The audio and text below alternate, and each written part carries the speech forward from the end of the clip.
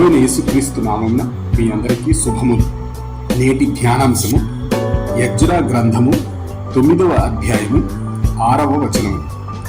నా దేవా, నా దేవా, నా ముఖము నీ వైపు ఎత్తికొనుటకు సిగ్గుపడి ఖిన్నుడనై ఉన్నాను.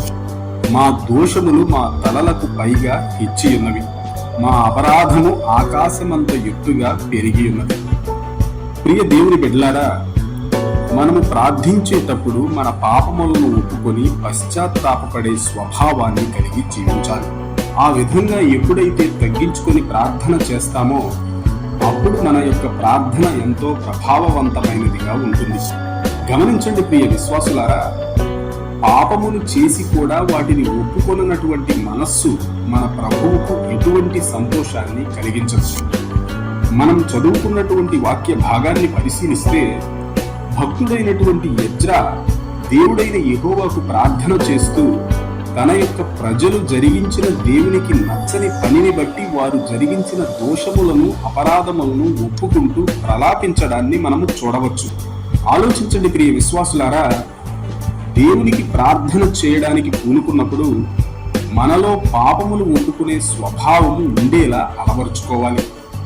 మన ప్రభువైన యేసుక్రీస్తునందు విశ్వాసం ఉంచిన మనము ఉద్దేశపూర్వకముగా పాపము చేయకపోయినా పొరపాటున మరియు తొందరపాటు వలన జరిగిన పాపములను ప్రతిరోజు ప్రార్థనా సమయంలో ఒప్పుకొని వాటి విషయమై పశ్చాత్తాపపడే వారముగా మనమందరము భక్తి జీవితాలలో ఎదగాలి.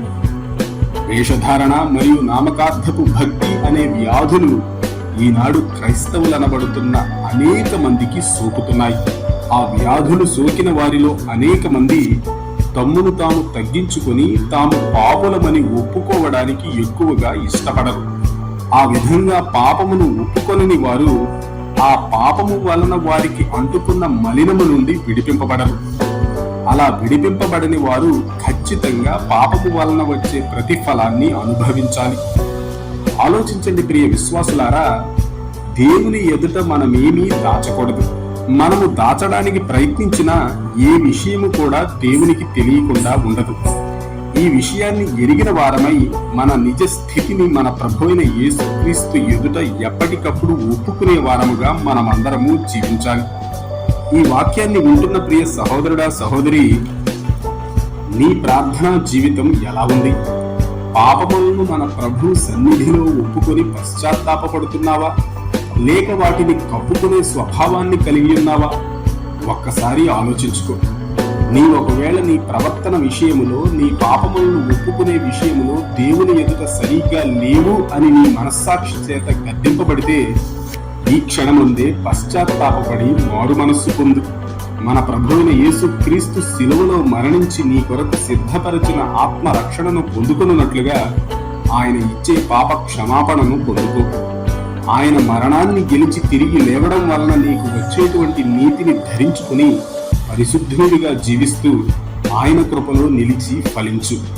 ఆ విధంగా జీవించడానికి మన ప్రభువైన యేసుక్రీస్తు ఈ వీడియోను చూస్తున్న వారందరికీ సహాయము చేయునుగాక.